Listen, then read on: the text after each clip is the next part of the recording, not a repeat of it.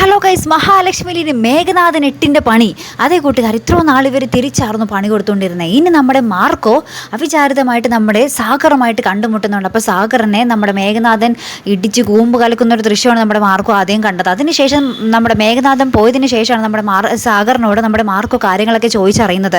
അപ്പോൾ സാഗർ പറയുന്നുണ്ട്, അവൻ വെറും വടക്കാ സാറേ, അവനൊരു കൊച്ചു വരെയുണ്ട്, അതെനിക്കറിയാം എന്നൊക്കെ പറഞ്ഞ് നമ്മുടെ മാർക്കോവിനടുത്ത് സാഗർ മേഘനാഥനെ പറ്റി എല്ലാ ഡീറ്റെയിൽസും പറയുന്നുണ്ട് സാഗറിന് അറിയാവുന്നത്.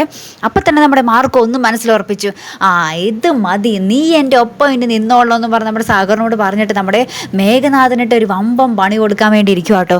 അതിന് പിന്നാലെ നമ്മുടെ മഞ്ജു എന്തൊക്കെയോ അറിഞ്ഞ് അവിടെ പൊട്ടിത്തെറിക്കുന്നുണ്ട്. ഇനി മഞ്ജു ഈ കാര്യങ്ങളൊക്കെ അറിഞ്ഞോ എന്നാണ് നമുക്കിനി അറിയേണ്ടത് അല്ലേ.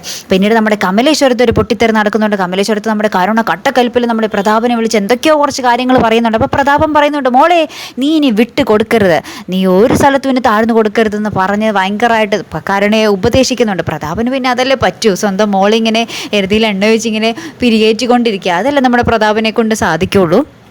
എന്തായാലും കരുണയും രണ്ടും കൽപ്പിച്ച് എന്തൊക്കെയോ ചെയ്യാൻ വേണ്ടി പോകുന്നുണ്ട്. അപ്പം ഇനി എന്തായിരിക്കും സംഭവിക്കാൻ പോകുന്നത്?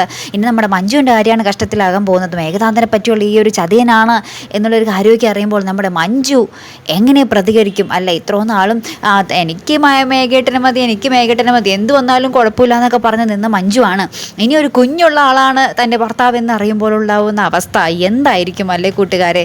കാത്തിരുന്ന് തന്നെ കാണട്ടോ. നമ്മുടെ മഞ്ജു നമ്മുടെ മേഘനാഥനെ കരണത്തിട്ടടിക്കുന്നൊരു രംഗം നമുക്ക് പ്രേക്ഷകർക്ക് ഭയങ്കരമായിട്ട് ഇഷ്ടപ്പെടും അല്ലേ. അങ്ങനെ ഒരു രംഗം പെട്ടെന്ന് തന്നെ വരട്ടെ, നമുക്ക് നോക്കാം. അപ്പോൾ അടുത്തൊരു വീഡിയോയുമായി വരുന്നത് വരയ്ക്കും. Good bye.